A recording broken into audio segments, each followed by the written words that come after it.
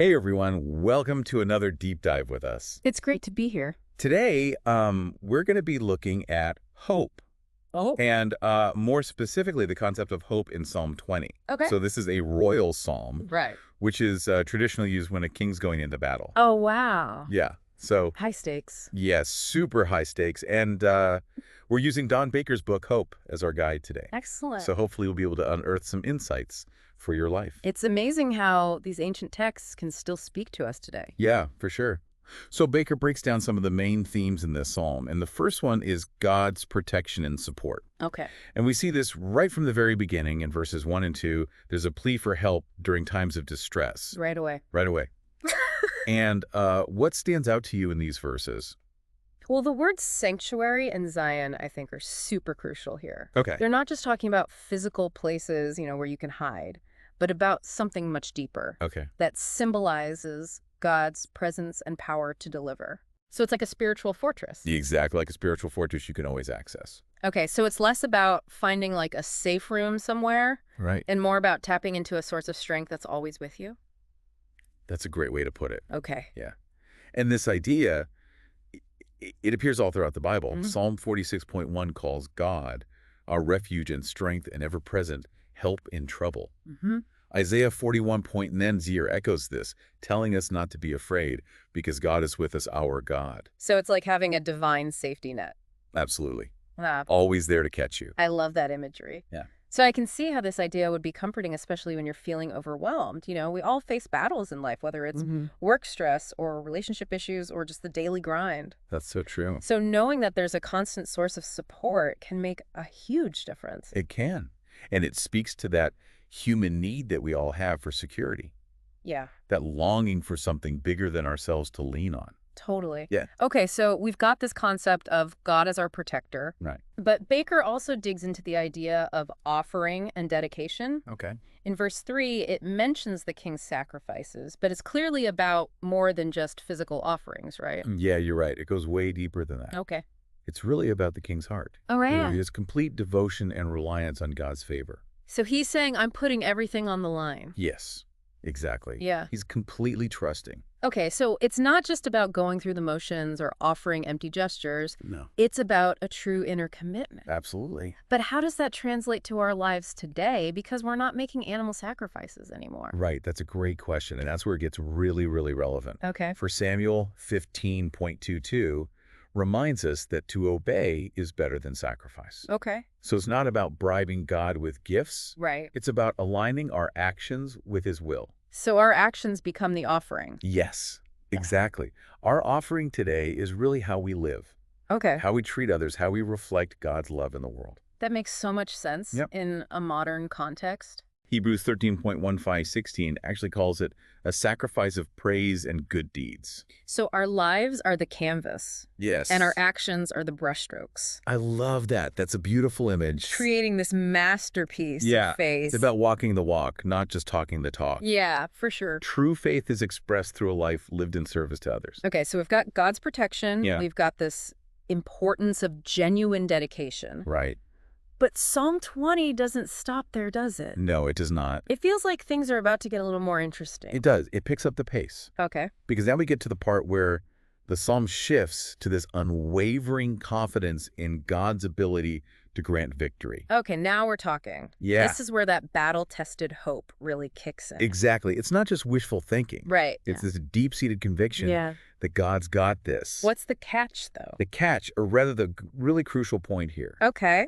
is that the victory is attributed to God, Okay. not to human effort or strategy. So it's not about our cleverness or our strength. Not at all. Okay. It's about acknowledging that true success comes from aligning ourselves with God's plan. So it's like saying, I can't do this on my own, Right. but with God on my side, I can overcome anything. That's a great way to put it. Yeah. Correct. Proverbs 16.3 puts it this way.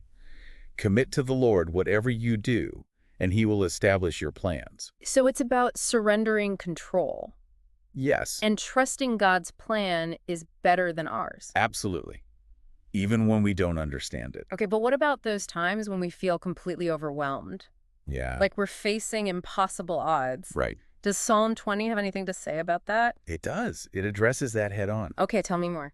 Think about it. How often do we put our faith in things that can't truly deliver? Hmm. We rely on our own abilities, Okay. material possessions, or Yeah. what other people think of us. Yeah, I've been there. Right.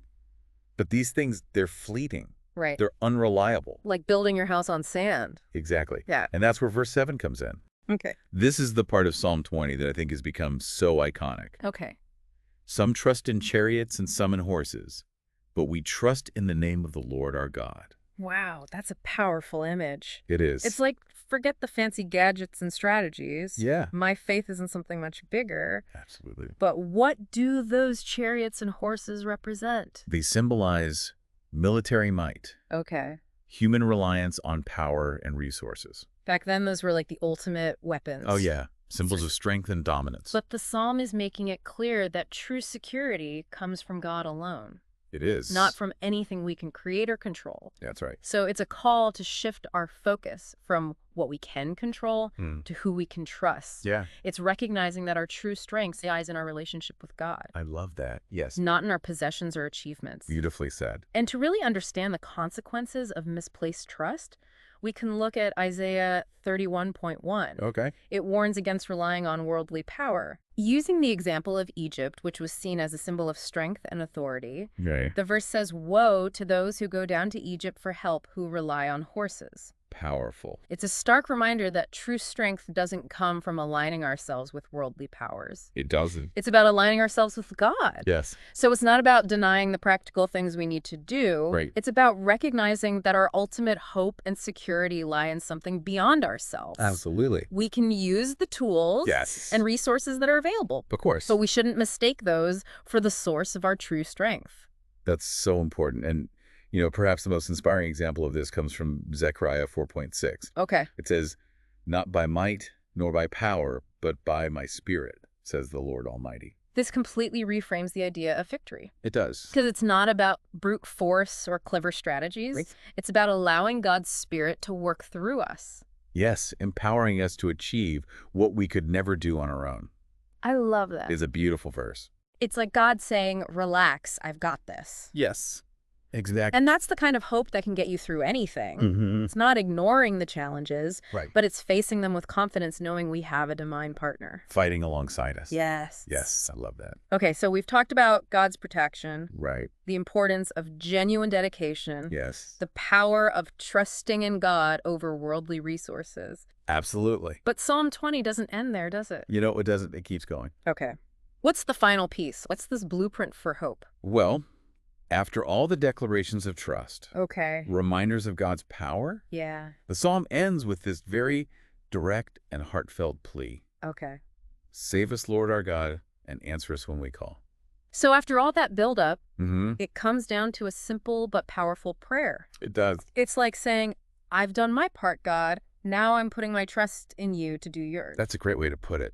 But what makes this final plea so compelling? What's really striking to me is the level of confidence it's expressed in this final plea. Okay.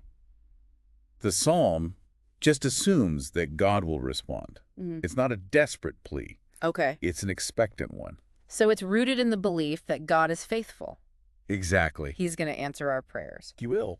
But does the Bible actually promise that God will answer all of our prayers? Well, while it doesn't guarantee that, every request will be granted exactly the way we want it, Yeah.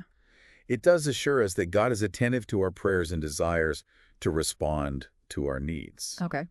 1 John 5.14 and 15 says, "This is the confidence we have in approaching God, that if we ask anything according to his will, he hears us." So it's about aligning our prayers with God's heart, Yes, trusting that he will answer according to his perfect plan. exactly. Yeah. Even if it's not exactly what we had in mind. That makes a lot of sense because it's not about dictating to God what we want. Right. It's about submitting to his will, trusting that he knows what's best for us.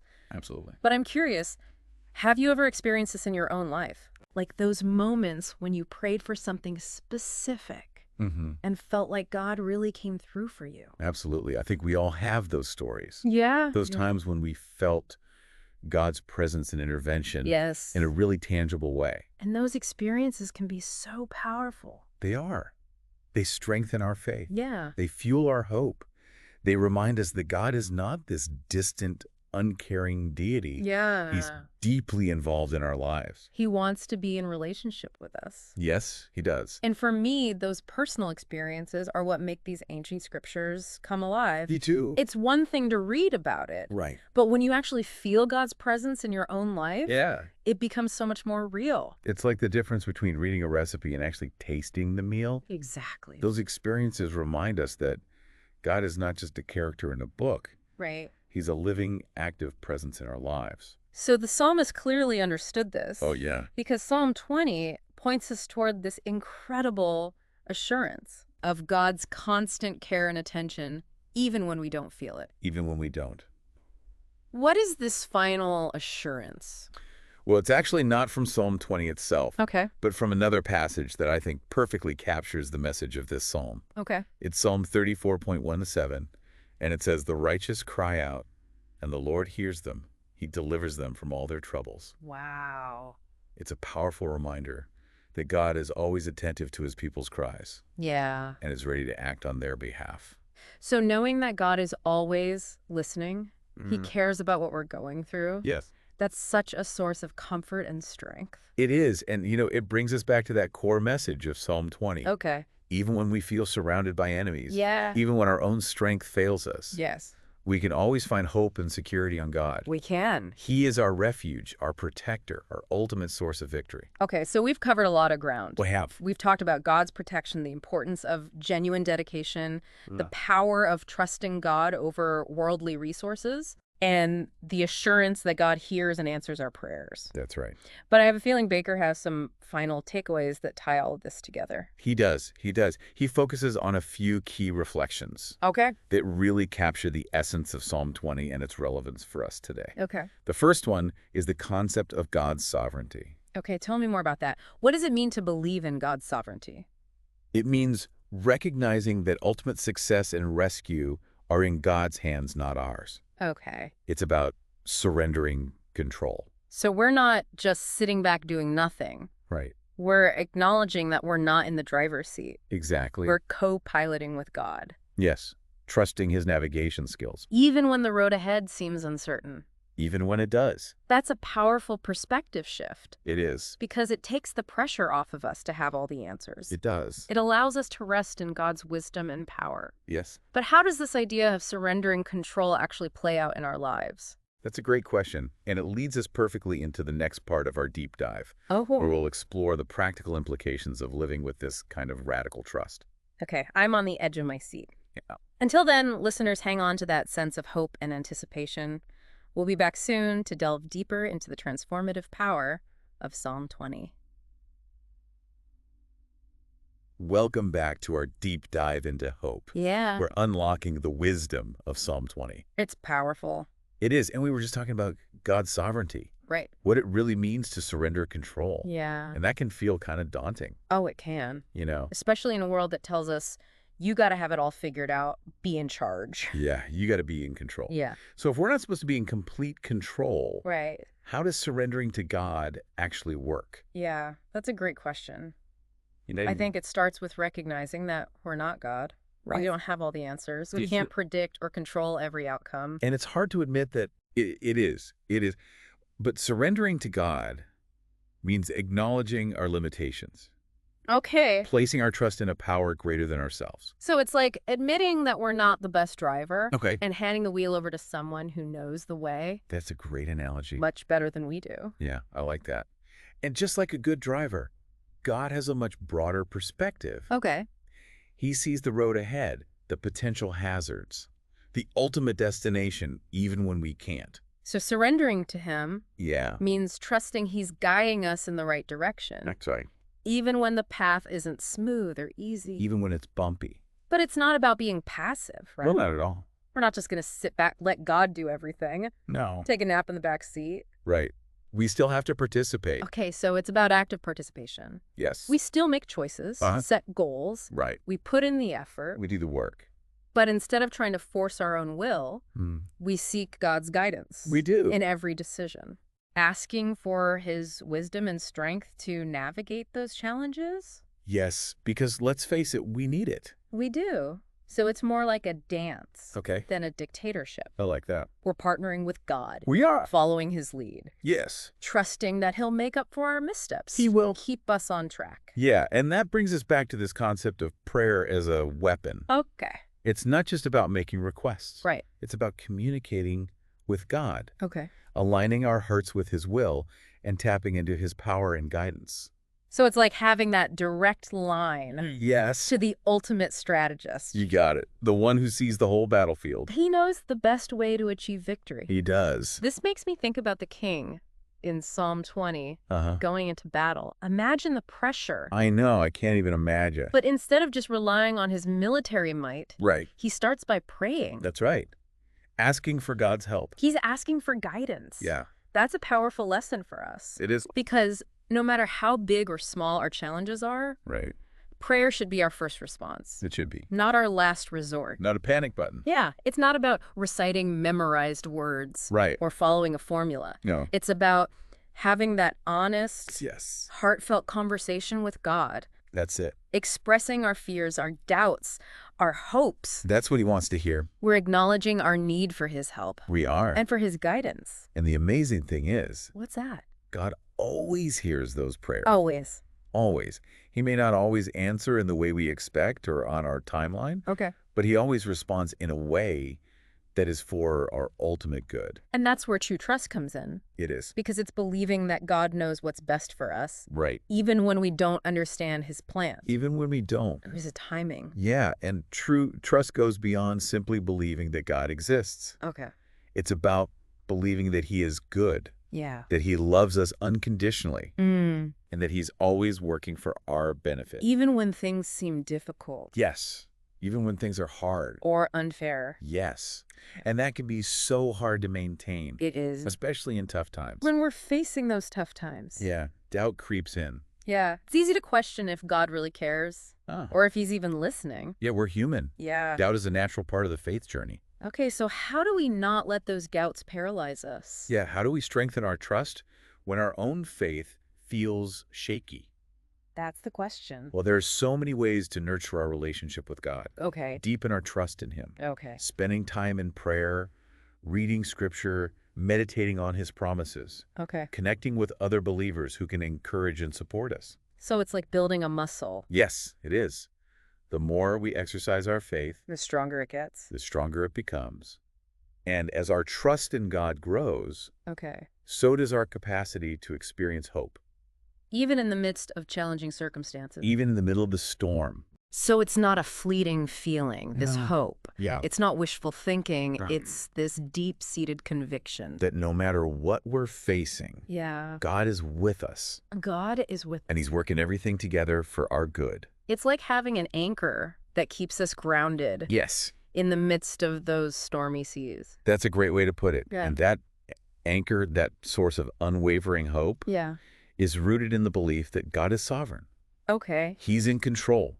He's orchestrating a plan that's far greater than we can imagine. So surrendering control doesn't mean giving up Right. or becoming passive. Yeah, It means partnering with God, it does. trusting his guidance, Yes, actively participating in his plan. that's it. Even when we don't fully understand it. And as we embrace this posture of surrender and Yes. trust, Hmm. we'll discover that true victory Yes. isn't always about outward circumstances changing Right. in our favor. Not always. It's about experiencing that inner peace. Yes, inner peace. Joy. Deep sense of purpose. Purpose, that's right. Yeah. No matter what challenges we face. It's about recognizing that true victory Mm-hmm. is often found in those subtle shifts Yes. that occur within us. Yes. Those moments when we choose faith over fear. Yeah. When we surrender control to God. Mm-hmm. And we allow his hope to fill us with courage Courage and resilience. and resilience. Yeah. It's like saying our inner transformation Yes. is the key to unlocking Okay. outer transformation. Yes. And as we surrender to God's plan, allow his hope to fill us, Yeah. we become agents of change, To do. beacons of light Yes. in a world that desperately needs it. That's a beautiful image. And that's the beauty of exploring these ancient scriptures. It is. They offer us timeless wisdom, guidance, and inspiration. They do. And it's just as relevant today Just as relevant. as it was centuries ago. Absolutely. Psalm 20 isn't just a historical artifact. It's a living, breathing message It is. that speaks to our deepest longings. It does. And offers us a path Okay. to experience true hope and lasting victory. It does. But there's even more to unpack here. There is. In the final part of our deep dive, we'll explore how this message of hope can empower us to live more fulfilling and impactful lives. You can. Listeners, stay tuned for the final part of our exploration, I can't wait. where we'll uncover the practical implications of living with the kind of hope that Psalm 20 offers. Welcome back to our deep dive into hope. We've spent time in Psalm 20, and it's been quite a journey, It has. exploring this idea of hope. Timeless. Yes, so timeless. We've talked about God as our protector. Right. The importance of genuine dedication, the power of trust. And prayer, like that direct line to the strategist. Yes. And how surrendering control can actually lead to greater peace and freedom in our lives. It's counterintuitive, isn't it? It is. It is so much wisdom in this ancient psalm. So much. But I want to know, how do we actually live this out? That's the question, isn't it? Yeah. How do we apply it to our messy realities? Well, I think it starts by recognizing that hope isn't just a passive feeling. Okay. It's a call to action. So it's not about sitting around waiting for things to get better. No, It's about actively engaging with life, it is. trusting that God is working through us It is? to bring about his purposes. Yes. And that even small actions can make a difference. Okay, so our efforts aren't in vain. Not at all. God can use our weaknesses Absolutely. and even our failures for good. You can. That's encouraging It is. because it means we don't have to have it all figured out Right. to make a positive impact. We don't have to be perfect. But for many of us, I think one of the biggest challenges is dealing with fear and anxiety. Oh, yeah, those are big ones. How does this hope help us navigate those emotions? Well, fear and anxiety, they're part of being human, Yeah, but they don't have to control us. okay. Psalm 20 reminds us that we have a choice. A choice. We can choose to dwell in fear, Yeah. or we can choose to fix our eyes on God. The source of our hope and strength. That's it. So it's not about pretending fear doesn't exist. Right. It's about choosing a different focus. Yes. A different perspective. So instead of focusing on the problem, Yeah, we focus on the solution. exactly. The one who holds the power to overcome. Any obstacle. Any obstacle. And when we shift our focus from that fear to faith, Yes, we tap into a source of power that's greater than our own strength. we do. And we start to see possibilities Uh, where we once saw dead ends. I love that. And we find the courage to keep moving forward. Yes, even when we don't feel like it. Even when we don't feel like it. This makes me think of that verse in Psalm 20. Which one? Some trust in chariots and some in horses, but we trust in the name of the Lord our God. Such a good one. It's like, forget the fancy gadgets and strategies. Right. My faith is in something much bigger. Yes. It reminds us that true security doesn't come from our possessions or achievements. Or even our own abilities. It doesn't. It comes from placing our trust in God. It does. He's the one who's ultimately in control. He is, and that kind of trust can be a game changer. It can. It takes the pressure off. It does. We don't have to carry the weight of the world on our shoulders. Yeah, we can rest. We can rest knowing God is working everything out for our good. He is. And as we surrender those anxieties to God, Yeah. choose to focus on his promises, hope isn't just this nice idea. Right. It's this transformative power. It is. It changes our lives from the inside out. I love that. So it's not just about hoping for a better future. Okay. It's about actively living out that hope in the present. Right now. Yes. Trusting that God is with us every step of the way. Every step. So hope is contagious. It is. It's something we can share. We can share it. Inspire others to find their own source of strength. Rooted in God. Rooted in God. Yes, Hope is a powerful force. it is. And when it's rooted in God's love, it can move mountains. It can break down barriers. It can create a more just and compassionate world. That's amazing. What a powerful message to end on. It is. This deep dive into Psalm 20 has given us a lot to think about. A lot to chew on. It has. We've explored God's protection, genuine dedication, trust, prayer, and the transformative power of hope. Yeah, It's been an amazing journey. it has. And I hope our listeners have been inspired to embrace this message Yeah. and to discover the hope and strength available through a relationship with God.